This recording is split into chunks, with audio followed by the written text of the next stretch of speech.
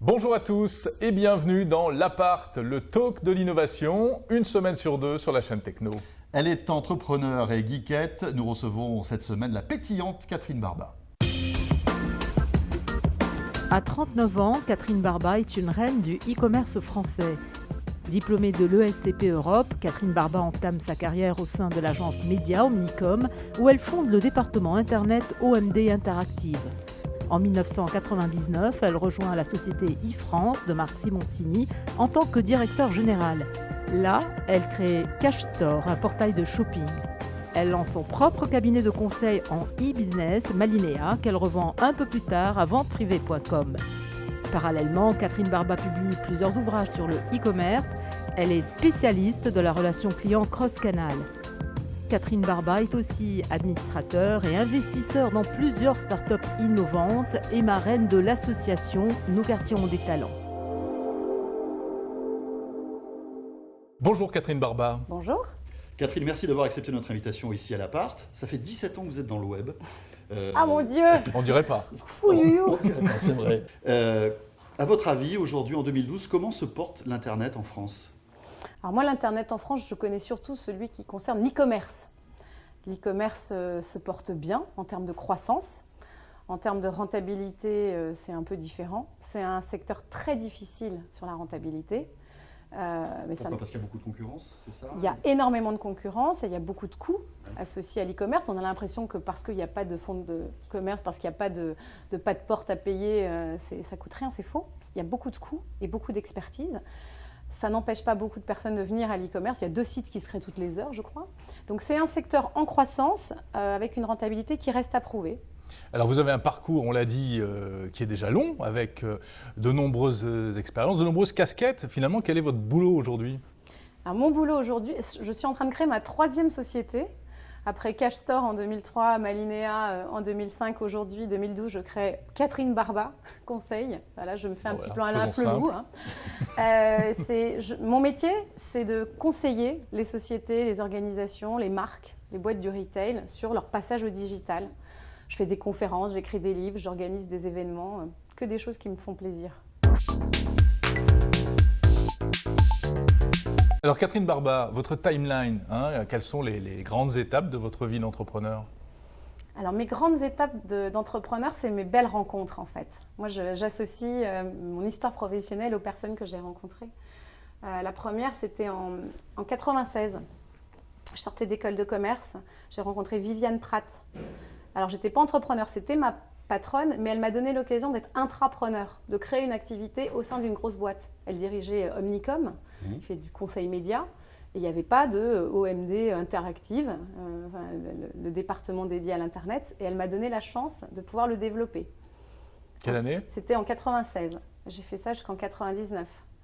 En 99, j'ai rencontré Marc Simoncini, qui à l'époque dirigeait e-France. Et dont je suis devenue le directeur général adjoint. Je ne savais pas très bien ce que c'était, directeur général adjoint d'une boîte comme e-France. J'avais juste très envie de travailler avec Marc.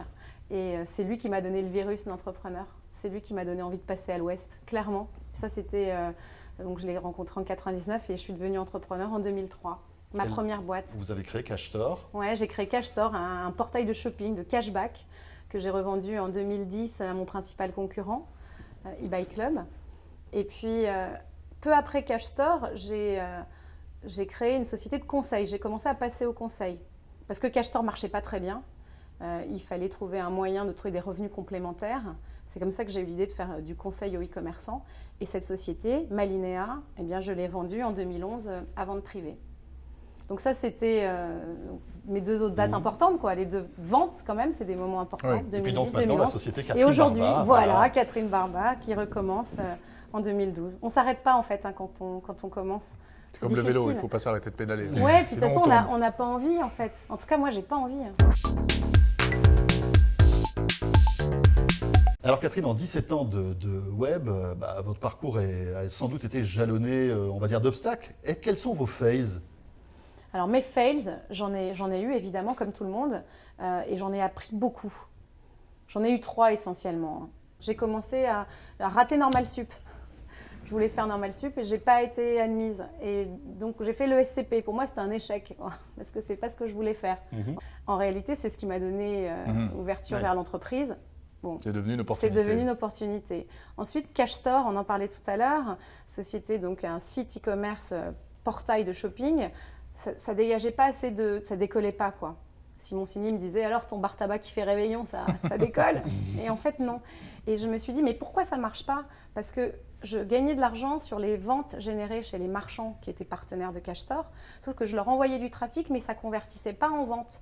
Donc ça m'a donné l'idée de créer une société de conseil pour améliorer la conversion sur les sites e-commerce. Oui, c'était le point fort de Cash Store en fait. Voilà, en fait c'est devenu le point fort de Cash Store. Mais si jamais Cash Store fonctionnait, j'aurais jamais eu l'idée de créer une société de conseil pour aider les e-commerçants à améliorer leur ratio de vente et de rentabilité. Donc cet échec de Cash Store s'est transformé en opportunité de créer Malinéa Conseil. Et puis la troisième, c'est quand j'ai vendu Malinéa à vente privée, on s'est associé avec les fondateurs pour créer une nouvelle entreprise qui n'a pas fonctionné. Parce qu'on voulait faire de la délégation e-commerce, faire des sites e-commerce pour des tiers. Et ça n'a pas fonctionné pour plein de raisons que j'ai analysées. Mais surtout, cet échec-là m'a donné la certitude que je suis entrepreneur. Que là où je crée vraiment de la valeur, ce n'est pas au sein d'une grande société, c'est chez moi. Pour vous, l'échec est indispensable pour avancer, c'est ça? Alors c'est facile à dire quand on se sent fort, parce que quand on a les 2 pieds dedans, on a moins envie de fanfaronner. Mais je me dis que oui, c'est important. On n'en parle pas assez en France. Alors Catherine, l'innovation en France, c'est quoi selon vous, notamment en matière de e-commerce? L'innovation en matière d'e-commerce en France, il y en a plein.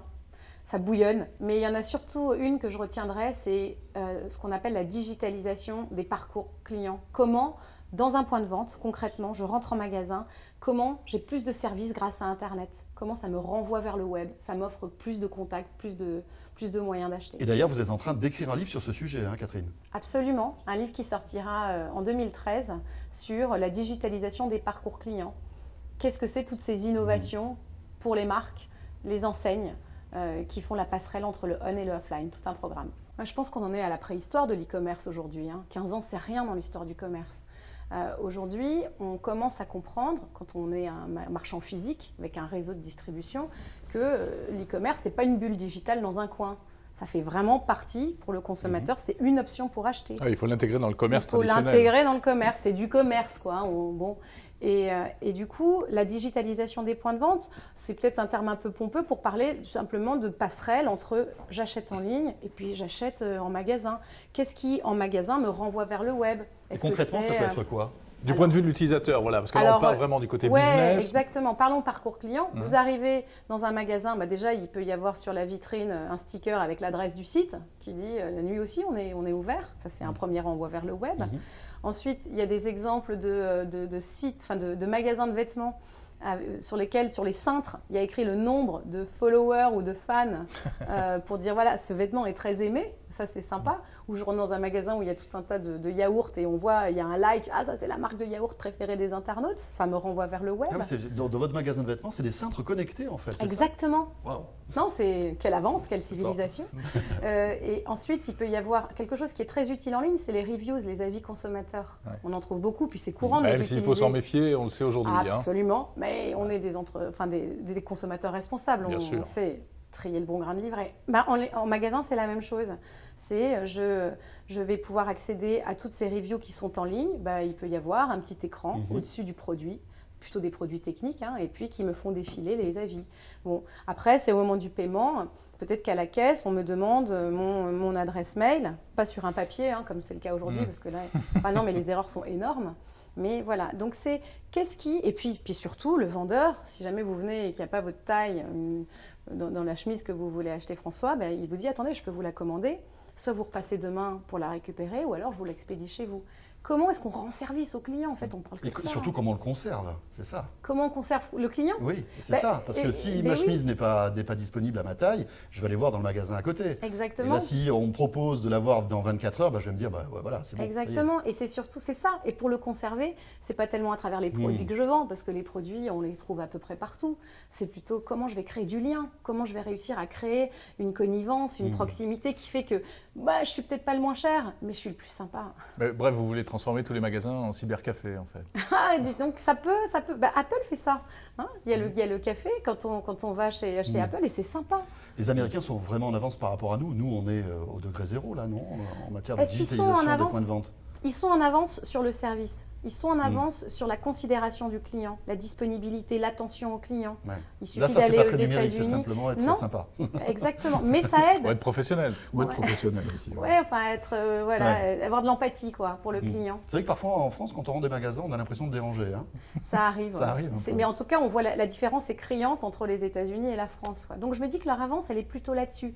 Et c'est pour ça qu'ils sont en avance sur tout ce qui est cross-canal et puis digitalisation des points Oui, parce que les échanges passent, en fait. Oui, Voilà. puis c'est pas tellement un enjeu technologique, c'est un enjeu humain. Mais en même temps, on sait qu'Internet aujourd'hui est un grand concurrent des points de vente. Les Darty, la Mais on le Fnac sait pas. craignent Internet. Mais parce que- c'est à tort, bien sûr. Aux États-Unis, là aussi, ils sont en avance. Les vendeurs savent bien qu'Internet n'est pas l'ennemi de mon point de vente physique. Et c'est pas parce qu'un consommateur vient chez moi et qu'il en sait plus que moi sur le lave-vaisselle qu'il faut que j'en ai peur. Ils ont fait ce travail avant nous, de comprendre en quoi un client qui en sait plus que moi, c'est une chance en fait. Parce qu'on peut déplacer le sujet simplement du prix ou des caractéristiques techniques à autre chose. On rentre à nouveau dans l'humain. Et le mobile dans tout ça, parce que c'est vrai qu'on a tous aujourd'hui un smartphone connecté à Internet avec des applis, etc. Comment va-t-il justement révolutionner, à votre avis, le e-commerce? De la même manière? Ah mais c'est l'acteur numéro 1 de la révolution du e-commerce, le mobile. Parce que là, on est en train de parler tranquillement à l'appart, c'est sympa. On se rend pas compte, c'est génial. Alors moi, j'aime bien. Vous pouvez redire quand vous voulez. Super, super. Je le note. Le mobile est en train de devenir le premier point de contact avec les clients, bien devant le PC. Donc aujourd'hui, quand je vois des marques, elles me parlent d'e-commerce, elles réfléchissent à PC. Mais non, il faut réfléchir mobile. Et pas simplement pour l'acte de vente, pour préparer la décision d'achat en amont, pour ensuite, voilà, je compare pendant l'acte d'achat et après sur le SAV. On est vraiment en train de découvrir, moi c'est une cure de jouvence, ça me rappelle l'Internet d'il y a 15 ans, on est en train de découvrir comment créer du lien à partir de ce petit écran. C'est l'acte 2 du e-commerce, Ouais, la mobilité? Oui, bien sûr. Alors Catherine, on aimerait bien maintenant savoir si vous êtes une geekette dans l'âme. Waouh! Bien sûr que je suis une geekette, c'est mon métier. Non, mais je suis tout le temps sur Internet. C'est une maladie d'ailleurs, il faut que je me détoxifie. Et alors vous êtes plutôt iPhone, Android, Windows Phone, BlackBerry? Alors par expérience, je suis plutôt iPhone aujourd'hui. Même si je trouve l'écran un peu mesquin, hein, un peu petit. Non, mais surtout pour l'e-commerce. Donc je suis plutôt ça. Je suis plutôt Twitter que Facebook. Je l'utilise beaucoup. Pourquoi? À titre professionnel. D'accord. C'est devenu mon premier canal d'information, puisque tous mes Vous tous mes tweetez médias. ou vous lisez les tweets? Je lis les vôtres hein, d'ailleurs. Quel bonheur. Attention. On Oui, je est suis à lu par je suis Catherine. à la pointe de l'information. C'est bien. Non, je lis à la fois les journalistes professionnels et puis les gens de mon secteur, les experts qui postent régulièrement des études. C'est une super source d'information. Je lis plus que je ne tweete, même si je commence à m'y mettre hein, petit à petit. Et en revanche, c'est très très addictif, hein, vous le savez. Faut arrêter avec ce truc, hein, faut déconnecter parfois. Mais les réseaux sociaux, c'est avant tout professionnel ou est-ce que vous avez une bulle, je ne sais pas moi, sur Facebook avec un profil, Catherine Barba, pour votre famille, pour vos amis proches? Alors moi, c'est essentiellement professionnel. En D'accord. revanche, quand j'ai passé 2 mois aux États-Unis cet été, j'ai fait un site dédié pour la famille, pour embarquer les amis avec nous dans notre voyage incroyable. Donc là, c'était un site particulier. Voilà, mais sinon, non, c'est vraiment... Enfin, moi, l'Internet, c'est ma vie, c'est mon job, c'est ma passion, et ça continuera de nombreuses années. C'est bien d'entendre ça. Oui, ça fait du bien. Eh bien merci Catherine Barba. Merci à vous. Merci Catherine, et comme on l'a dit, vous êtes la bienvenue, vous venez quand vous voulez. Ouais. Voilà, cet appart est terminé, on se retrouve bien sûr dans 2 semaines. Merci de nous suivre. Avec un nouvel invité, nouveau leader de l'innovation en France. Salut à tous.